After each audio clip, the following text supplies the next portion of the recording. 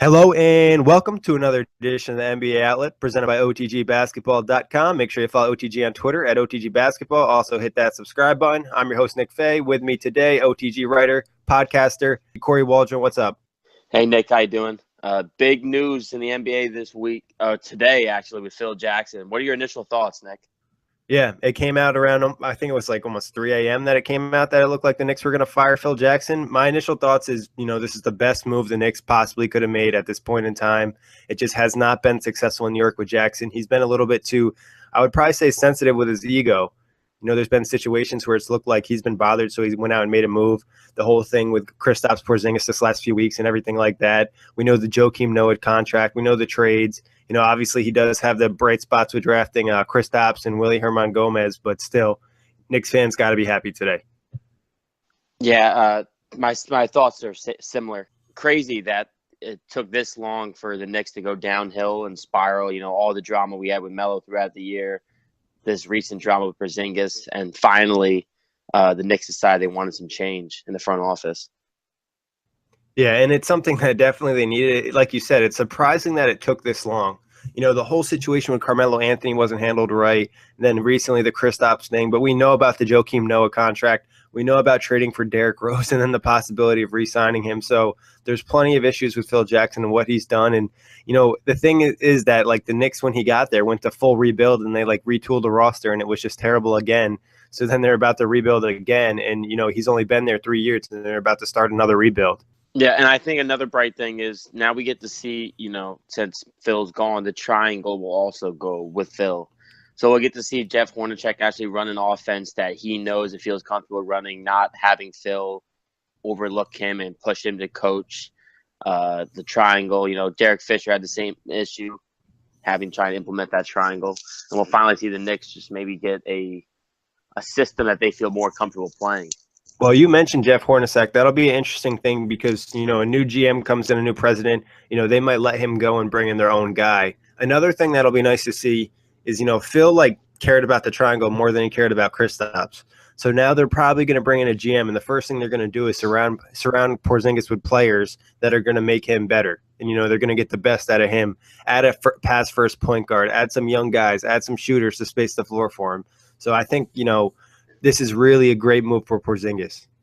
Yeah, and of course, this is also New York. So when you lose Phil Jackson, and they mutually part ways, but we know probably how that was going to go if he stayed. You finally get maybe free agents to maybe give New York a second look. Now we know they're still going to be they're going to be discombobulated for a little bit now with the turning over the GM, like you said. Hornacek could be on the way out. Who knows who's going to stay on this roster or how they mold it around Porzingis. But it at least gives players that are a free agent, maybe a Derrick Rose, he gives them more of a look. Chris Paul gives them a look. Who knows, what kind of agents or free agents you can maybe bring in to surround Porzingis. Yeah, no, it definitely helps getting Phil out of there, especially, it's been well noted. We mentioned on a previous podcast how he treated Melo, and that kind of turned off Chris Paul. So, they can attract new guys. Obviously, they still have James Dolan, but, playing in New York is still a big deal. So I think that's, a positive for the Knicks moving forward. It'll be interesting to see what happens. How fast are they going to get a new president? Obviously, there's still guys in the front office, but they want to bring in new guys, new house, new everything, and there's only 3 days until free agency starts. So it puts the Knicks in a really weird position. Also, the whole Carmelo Anthony thing, like we've kind of touched on a little bit, do you keep Melo? Do you trade Melo? 2 years, $54 million, I think, is still left on his contract. Obviously, this team, even if they do make a great free agent move, they're probably not going to be in the playoffs. So it's like, what do you do with Melo? Do you try to buy him out? It came out yesterday that Melo wants to stay, in New York close to his son. So I would think at the worst that he would want to be in the Northeast. Yeah, I think the only way Melo leaves the Knicks is if it's by a buyout. I don't see him accepting a trade to any other team, simply because most teams that they would trade him for, you probably wouldn't get back what you could get back, only because the Clippers don't have any draft picks, the Cavs don't have any draft picks. So you'd be getting, a Kevin Love or a DeAndre Jordan or somebody like that from the Clippers. So it really doesn't better your chances as a team if you're trying to build around Porzingis and you're not getting any draft picks. Yeah, and they're not going to be able to get the young assets like you said. If Melo was maybe going to go to the Celtics, but they're more interested in Paul George, and we're going to kind of move on to that. I know this is close to you being a Pacers fan. The Paul George rumors are going to, they're going to be out there until he is traded. Recently, it came out the Cavs are still trying to work on a deal, and then it also came out that the Celtics feel really confident that they can get George an extension. What are your thoughts so far? How are you feeling about this? I mean, I know that Paul George is willing to accept an extension if they sign Gordon Hayward. And for the Celtics, we kind of knew Gordon Hayward was going to be one of their top priorities. I mean, we figured that Jimmy Butler and Paul George would be their biggest trade targets, at least. And then we figured Blake Griffin and Gordon Hayward would be the free agents they go after heavily. And I know back in, I want to say March, when the Pacers played against Utah, Paul George made a comment that he would love to play with Gordon Hayward. So, it's kind of just falling into the lap of Boston if they can get this one guy, Hayward, to come into Boston. He's played under Brad Stevens at Butler. The culture is winning. He may see them as a better option than Utah. I mean, they surely have a bigger cap than Utah. And they can definitely do more things with their roster. So it makes Paul George's job a lot easier if he sees, Hayward go there and he feels comfortable enough signing that extension and winning.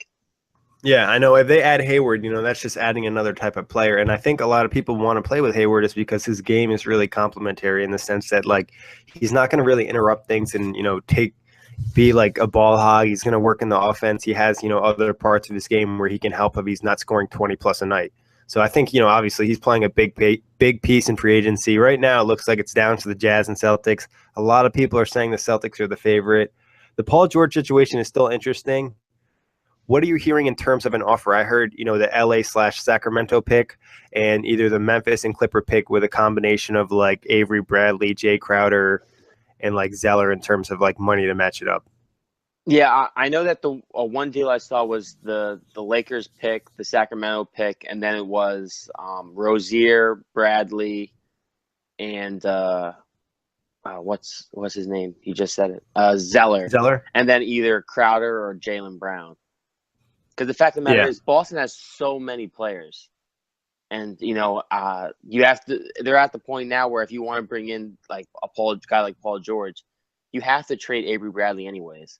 Because if you bring in Hayward and you sign Paul George, Bradley doesn't have a spot to play anymore. And you're not going to play him over those two. Jay Crowder doesn't have a spot to play anymore. But, the guys like Jaylen Brown, Jason Tatum, Marcus Smart – like, those guys are proven role players at this point in time. Like, I'm not saying Jason Tatum or Jaylen Brown or Marcus Smart won't be all-stars, but we're still 3 to 4 years away from them being all-stars. And by the time 3 or 4 years passes, we'll see Paul George and Hayward, if they get them past their prime or moving downhill, for those guys to take a bigger step in the locker room. Yeah, no, and I think that's what the Celtics, they're looking to try to keep as many young guys as they can, especially the guys that they've drafted and they've picked out. I mean, if I'm the Pacers, I'm looking at it, and that Lakers/Sacramento pick, if it falls 2 to 5 next year, is not a bad pick at all. And then when I look at the Memphis and Clipper pick, I might ask for the Clipper pick because I don't know what's going to happen with that team. Maybe I sit and wait on the trade a little bit and see if, Chris Paul resigns, Blake Griffin resigns, because if they don't, that pick has a lot of value to me. Yeah, and, that's the biggest thing that the Pacers want. Because, it seems like that's the big holdup with any deal with Cleveland or Denver, is just the fact the Pacers aren't getting the draft picks that they want back. And I think, it's smart for the Pacers, especially Kevin Pritchard, because this was not an easy situation. Everyone thought Paul George was going to give them at least a shot. And then it kind of, even though Paul George was trying to do the right thing, as he says, by the Pacers, by giving him a chance to prepare for him leaving, it really just came out of nowhere for the front office, and it obviously hurt them on draft night because they didn't make a move. And now you're kind of hoping that you can get a big enough trade package back. And the best thing for the Pacers is the fact that the Celtics, that Jimmy Butler went to Minnesota. Yeah, the Celtics it looked like they were leaning far more to Jimmy Butler than Paul George until Jimmy Butler went to Minnesota. Yeah, that's very true. And the Paul George thing, I think it was actually kind of a positive in a sense that they waited past draft night, and maybe they probably wanted to get the deal done and get a player now. But from another perspective, you look at it, and now teams kind of are like, oh wow, the Pacers aren't really trying to force that trade as fast as we thought they were. They made it seem with the reports and everything before the draft that like Paul George had to be gone before draft night. And now it's like, they're willing to sit a little bit. You know what it is too, I think, Nick? I think that was kind of the Pacers' way of trying to force a Magic Johnson-Lakers trade. Yeah, true, true. That was their way of saying, we really want this number 2 overall pick, or we really want, D'Angelo Russell or Julius Randle, even though we know D'Lo now is a member of your Brooklyn Nets. They were just, I think, trying to get the Lakers to get involved in this trade race. And even still to this point, the Lakers had not really been involved. We hear all these talks about Cleveland. We hear the talks about the Clippers possibly being a dark horse, maybe for like a sign and trade. And then we have the Celtics. Oh, yeah, and Washington is the newest one. And, man, I had a dream like 2 months ago that he got traded to the Wizards for Otto Porter Oubre in the 2019 first-round pick. And, man, if that happens, I'm the messiah of basketball. I don't know. I mean, I could see it. It's like John Wall has publicly said that, he's trying to get Paul George and they need a big 3. It doesn't seem like they're going to keep Otto Porter in free agency now if they do get one of these big guys. So we'll see what happens there. I mean, give me your opinion. Do you think George's move before free agency starts, or we see him move sometime in July? I think you see him. I think you see him move the minute they can get Hayward to ink a deal. I don't think anything gets pulled. At least unless Cleveland, somehow they get a deal together with Denver or whoever. I know Denver is like the only team that seems to want Kevin Love at this point in time. Yeah. So unless Cleveland can kind of get a third party, or the Pacers are the only ones hesitant in that deal, because the Pacers don't really like what they're getting back from what I've seen. And on the flip side, Boston, I think within the first couple of days of free agency, you'll see them try and get a meeting with Gordon Hayward. And I'm sure the pitch will be, look what we're building. If you sign, we have Paul George. And I think if I'm Boston, I'm not only pitching like, look at us now, we're a championship contending team, but look at us in a few years when you're on the decline. We'll still have guys to carry you, and we'll still be competing, even if you turn into role players. Exactly. And it's just the fact that we have this next man up mentality. The best teams have always been teams that have a bench. And I just like the fact that everyone on the Celtics bench is very young. It's kind of similar to what the Warriors have going on right now in Oakland. Their bench is relatively young with, McCall, Ian Clark, even McGee's decently young. They have a very young bench that gives them a little bit more firepower and athletic ability. Yeah, when you have a young guy that you can play him and let him develop into a better player, it's such a win-win for your franchise. But moving on from there, we had our first ever NBA awards on Monday night at 9 p.m. What are your thoughts initially about the awards? Did you watch? I know a lot of people were like, I'm not watching that shit. I watched. I didn't watch all of it. I was at work for the first half of it, which is fine because I was watching clips of the jokes, and man, they were corny. It just Drake just looked so stiff.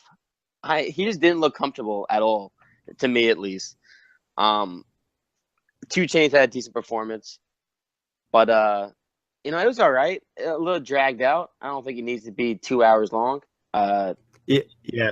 But I mean, the Sager Award was amazing. I mean, that was extremely powerful. Ernie Johnson is a tremendous speaker. Bill Russell had one of the greatest sound bites, obviously, I think, from the night with the I could kick all your asses when looking at David Robinson, Shaq, and Kareem and all those guys. But the awards themselves, I mean, they went relatively close to what I expected. Yeah, I would agree. I mean, I didn't think it was terrible, as bad as people made it seem like it was going to be. But, they can add a little bit more juice, a little bit more pop next year. Everybody kind of seemed a little stiff. Drake, I thought, had some funny stuff, but some of it was corny too. And then, some of the players were kind of a little bit stiff when they were getting interviewed. I know James Harden froze up a little bit when Drake asked him who his favorite MVP was. Yeah. So, yeah, and the awards, they kind of went how you expected. Like you said, the Craig Sager award to Monty Williams was great. His speech, Monty Williams has always got, you listen to him and it just makes you want to be successful. So, and even Westbrook, opening up emotionally about winning MVP, it's not necessarily something we would have expected to see, but he definitely, showed another side of himself. Yeah, I actually had goosebumps when Monty was talking about everything. It was a very good speech. And then, like you said, Westbrook did it right. He brought his teammates on stage with him. I like that. That was probably one of my favorite things that he did. I mean, his speech was great, but bringing his teammates out there from the start, he was like, I would really appreciate it if you guys came up here. Like, Yeah, it didn't seem very staged. You know what I'm saying? It seemed very yeah, sporadic, and I like that. Especially, that people get a lot. He gets a lot of crap for not being a team guy, possibly, or being hard to get along with or whatever. And I just like seeing the guys, obviously rally right behind him. And then him talking about his yeah, brother and graduating college, like that was just, it was good. Westbrook went up a yeah. few I notches mean, in my book. yeah, no, definitely. And, seeing just the amount of emotion and love he was showing to his family was nice to see, and his teammates. I think the only surprise, like Westbrook, and Harden maybe could have won, but I mean, it was probably like 75% Westbrook. The rookie of the year, I was actually kind of surprised Malcolm Brogdon won. I actually thought Darius Stark was going to win just because I felt this way. Brogdon was never really a top 3 player in the Bucks this year, or a top 2. When you look at Sark, when Embiid went down, he was probably their best player for, finishing off the last month of the season. Yeah, no, that was definitely the one surprise. I mean, I obviously picked Embiid. And I just think, obviously the 34 games just wasn't a big enough body of work to give him the award. Yeah. But, I mean, like you said, though, Brogdon was never a top 3 option on his team. And even those 34 games, we saw what the Sixers could be with even the banged-up unit they had with no Ben Simmons. We saw them winning games. You saw them winning, close games, clutch games, Covington hitting threes, TJ McConnell coming through big. And I just think, it makes a fair point for Sargic, like you said. Because when Embiid went down, he just carried the momentum for that hot streak. Yeah, no, I definitely I was under the mindset maybe Embiid might sneak in, but I just thought it was definitely going to be a guy from Philly. But oh well, I mean, Brogdon still had a really solid season. They did make the playoffs, and he contributed. So, but other than that, Eric Gordon won 6th man. I think that was kind of a known thing. D'Antoni won Coach of the Year. Draymond won Defensive Player of the Year. Giannis won Most Improved Player. I mean, some people probably had Rudy Gobert, but I think Draymond kind of needed to get one soon. He's kind of, not to say that Kawhi didn't deserve the last 2, but, we felt like Draymond's defensive presence has been changing the game. Yeah, I jumped on the Gobert chain. I had Gobert winning Defensive Player of the Year, but like you just said, you can't really fault Draymond for winning because Draymond arguably could have won it 2 years ago, but of course, Kawhi started his back-to-back then. And the same thing with Coach of the Year. I think Coach of the Year, obviously D'Antoni and the Rockets winning 55 games. He's completely well-deserving for how we flipped the culture there in a year. Trading away Howard and how quickly that team gathered together, even with the acquisitions of like a Lou Will. But I personally had Spoelstra winning it only because he did so little with so less and just completely beat expectations for the Heat. I think the one thing that really helped D'Antoni is that he made the risky decision of switching James Harden to point guard, and that turned out to be a tremendous move. Obviously, he had a historical season. If Spoelstra and the Heat, had maybe, snuck into the playoffs and done that, I think he probably would have got the award just because they came up a little bit short, though. Yeah, I'd agree. If they had snuck into that 8 seed, played Cleveland in the first round, and I think they actually would have beaten the Heat at least one game, or not the Heat. They would have beat the Cavs at least one game. I believe that just because of how well they had been playing. Yeah, they were just tough. Yeah, they definitely have that grit and that chip on the shoulder, that whole entire team. But moving on from there, we're going to flash back a little bit to the previous week. We didn't get a chance to talk about this, but Jimmy Butler was traded to the Minnesota Timberwolves on draft night from the Chicago Bulls. The Bulls ended up with the number 7 pick, Zach LaVine, Chris Dunn, and they sent out Butler in the number 16 pick. Initial reaction for this trade? Fair trade. I know everyone thinks it's lopsided or think, the Bulls got hosed or housed or whatever, however you say it. The Minnesota got out with a steal. I do think the 16th pick going to Minnesota is a little bit overkill. That's the point that I would say is, if they didn't include that 16 pick, I think it's fine. But like, how could you, someone had brought up on a previous podcast, you're giving up the best player in the trade and you're trading for a guy who on the other side is coming off a torn ACL. How do you have to give up the 16 pick? You got to hold some type of leverage. Yeah. And I think maybe, I know it was a major knee injury, obviously, it's ACL. And maybe they just think the kid's going to bounce back quick. Maybe there's just less worry after seeing medical reports or whatever else that we don't see behind the scenes. I mean, that's the only way I can think about it because, Zach LaVine last year and he was healthy. He was good. Yeah. He was playing arguably his best. I mean, no, he was playing his best basketball to date. He was shooting the long ball pretty well. He still had the athletic jump. I mean, that's what you worry about, obviously, now, is will he still have that dunking ability and the athleticism that he had prior to the knee injury. And I know, I don't know what they see in Chris Dunn, because we know they wanted them last year, but they just added another point guard to their 5 point guards who can't shoot. Yeah, but the thing about Levine, I think, like you said, medically, the technology that we have now, a torn ACL is not quite as bad as it was 10 years ago. We've seen a lot of guys come back and have successful careers. He's probably not going to be the elite athlete he was, but with the athletic skills that he had, he'll still be an elite athlete just not in terms of himself, just because he was so out of this world with his jumping ability. So I still think he'll be a pretty athletic player. I mean, they're really banking on him. They took Lauri Markkanen with the 7th pick. That's a high risk, high reward type pick. And Chris Dunn, we'll see what happens. I think some people didn't like the Chris Dunn pickup because he's relatively an older young player. Coming out of the draft, he wasn't, one of those 19 or 20-year-olds. So I think he's around 23. So I don't know. Some people weren't too happy about that. But from the Timberwolves side, this is a great move. You pick up Jimmy Butler, one of the best two-way players in the league, and now you probably have a chance to compete for the playoffs this season. Yeah, and Jimmy Butler finally got his guy.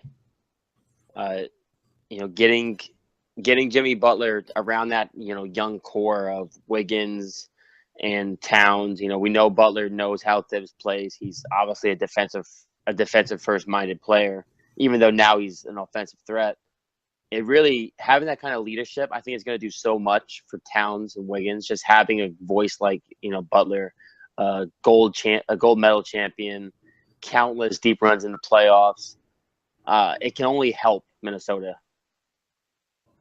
Exactly, and he just kind of leads by example because we know he works hard. He's worked on his game a ton. Sets a great example for the young guys. They can build something going forward. And also, I think that if the Timberwolves move around a few contracts or whatever, they could have up to $24 million cap space. So they could add another big-time player, and there's been talk about them wanting to add a point guard. So if they add and trade Rubio, so there could be some more moves in Minnesota. Yeah, I know they have at least $18 million already. I hope Thibs doesn't go after Rose, because we know that there's a lot of Rose-Rubio talks during the regular season. Yeah. But if he was to go after a George Hill or a Kyle Lowry, just a point guard who plays decent defense and can be a decent facilitator and score, I think that'd be perfect for them. And both Lowry and Hill can hit the long ball, and I think that's something they need. They need a shooter on that team, because Wiggins and Butler aren't, lockdown shooters. So I think adding an elite 3-point shooter like a Lowry or a George Hill, both can light it up from deep, would definitely be something positive for them offensively. And then, bring him in and he can play defense too. That's a plus. And, looking at defensive wise, they have a lot of potential on that team. It's crazy that we can see a marquee free agent head of Minnesota of all places. Yeah, it is. I mean, and Tibbs has some pretty good ties with players because of his, job with USA Basketball. So, I mean, you never know. I mean, there's some people who mentioned Gallinari going there, maybe playing a little bit of the 4. So we could definitely see some interesting stuff from the Timberwolves this offseason. It's getting a little warmer up there. I like it. Yeah, yeah. And the Bulls, they're just starting the rebuild. You got to trade your best players sometimes. It'll be interesting to see what happens with Dwayne Wade and Rondo. What do you think? Buyouts, or they cut Rondo, take on the $3 million dead cap, or what? I think they're going to cut Rondo, only because I don't. There's just so many point guards. Unless you keep Dunn and cut everyone and cut a few of the other guys. I know they just let go of Michael Carter Williams Jr., so that's one point guard off the list. But they still got Cameron Payne, who they traded for.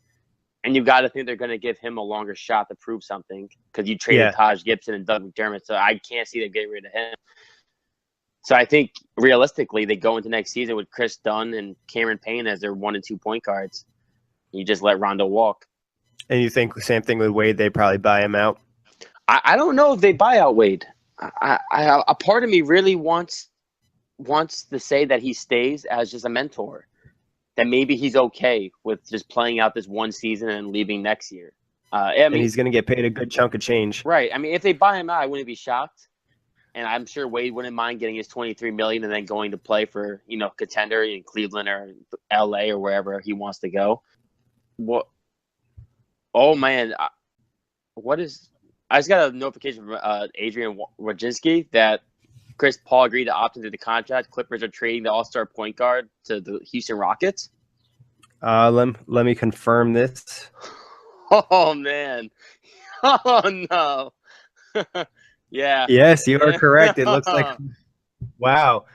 This is a surprise. We were going to talk Dwight Howard, but we'll drop that and talk Chris Paul going to Houston. Holy crap. I mean, a lot of people heard this talk about Chris Paul possibly going to Houston, and now it's a real thing. And, they're going to make a trade. It works out for the Clippers because they get, a piece. They're going to get pieces back. But my God, two of the best playmakers in all the NBA are going to be playing in the same team on the Rockets. Your initial reaction?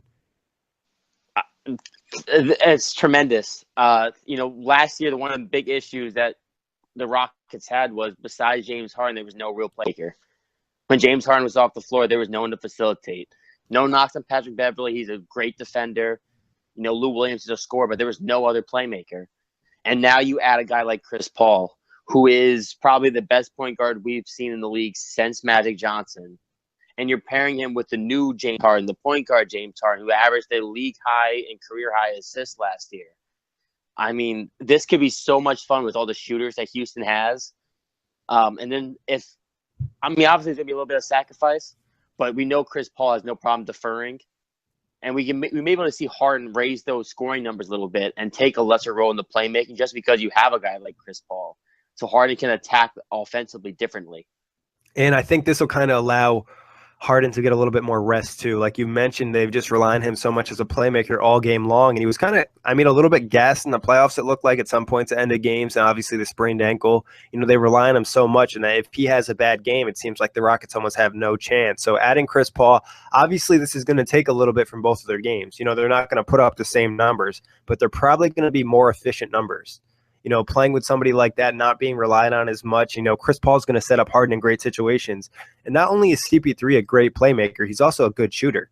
It's just another piece you add defensively. He adds another great piece to this team because obviously they do need defense.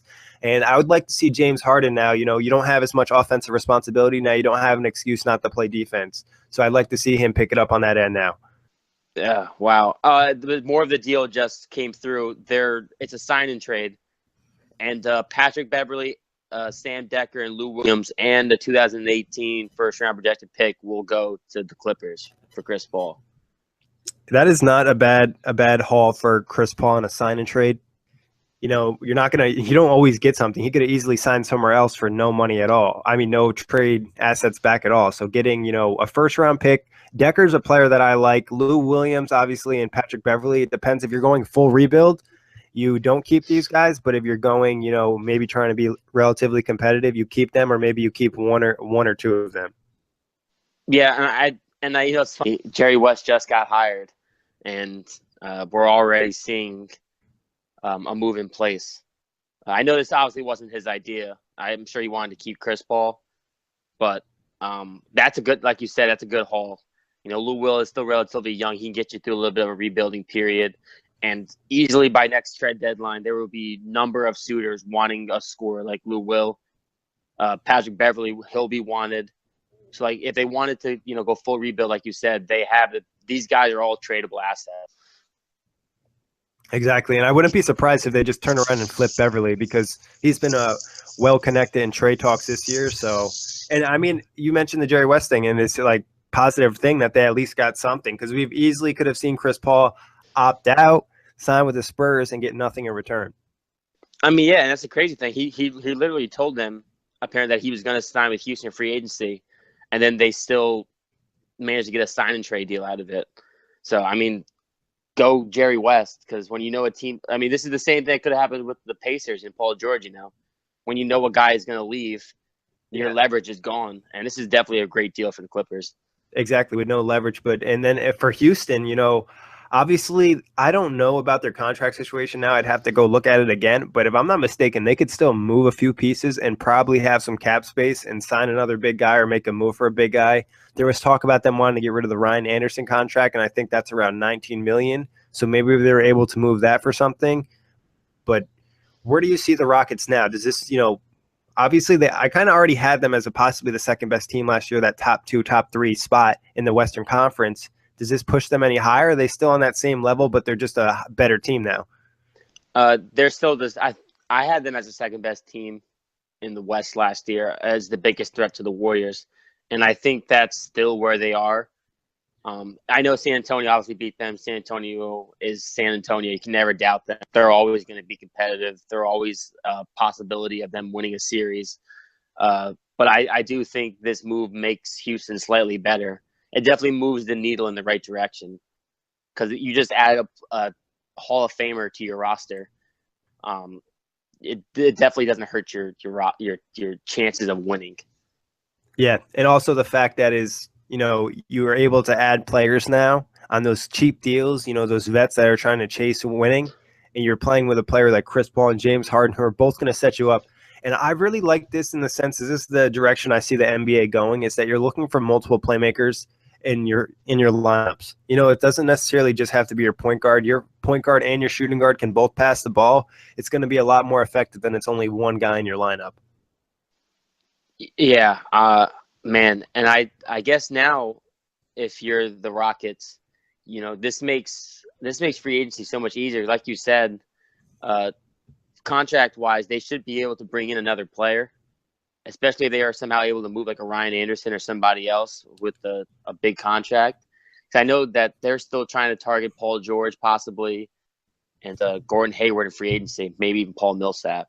Yeah, or even there was talk about Blake Griffin as well. Even if they're able to grab somebody like a Serge Ibaka, just a solid a little bit defensive upgrade at that position from Ryan Anderson, definitely be a fun team to watch. I mean, Houston was already really exciting, but I think, they did add Chris Paul, and that's great and everything, but they do have to add pieces to their bench because that was a major issue in the playoffs. When Nene went down and they were only playing, I think, 6 or 7 guys, and they were just getting killed by the Spurs in terms of energy, that hurt them. They need to make sure they fill out this whole team and not just stop at Chris Paul.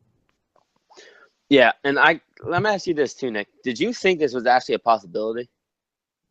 When I heard it and I was like, you know what? Usually when superstar players connect with other players, there's a chance that it always can happen because we don't know about their, off the court relationships. And then when Chris Hayes, I think of ESPN, reported a day or two ago that it's a real possibility, I actually thought it could happen. And I think Chris Paul looked at it as a sense in he didn't really want to maybe go to San Antonio, and this is more of a fun team to play on, and it's a pretty easy role in terms of playmaking.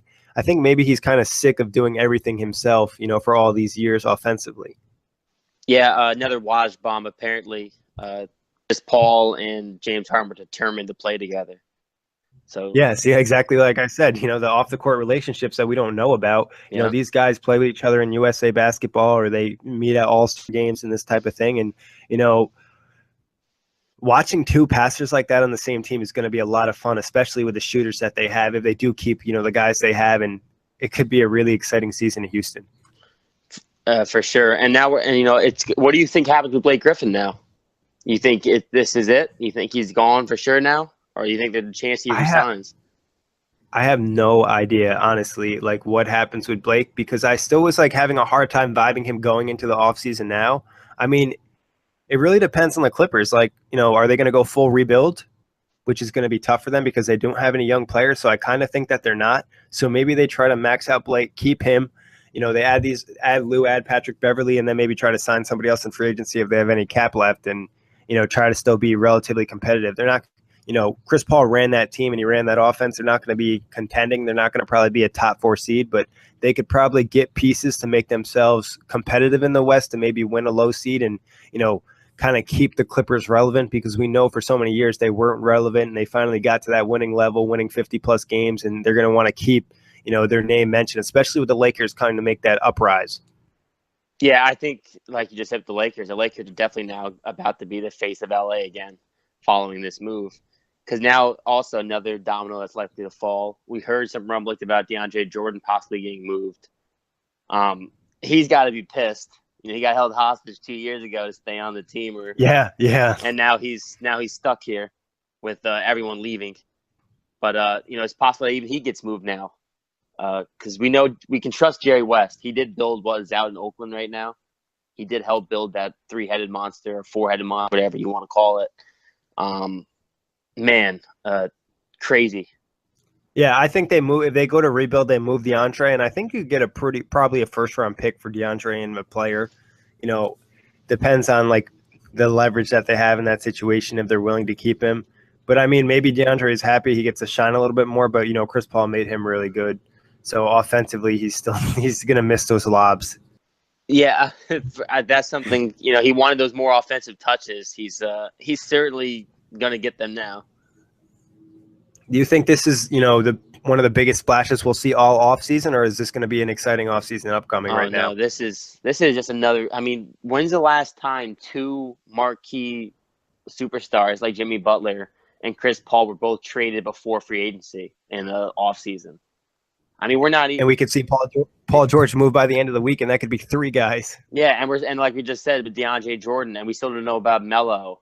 There's just so many pieces. I don't think I've ever seen this much turnover in the NBA since I've started watching it, 7 years ago, like heavily.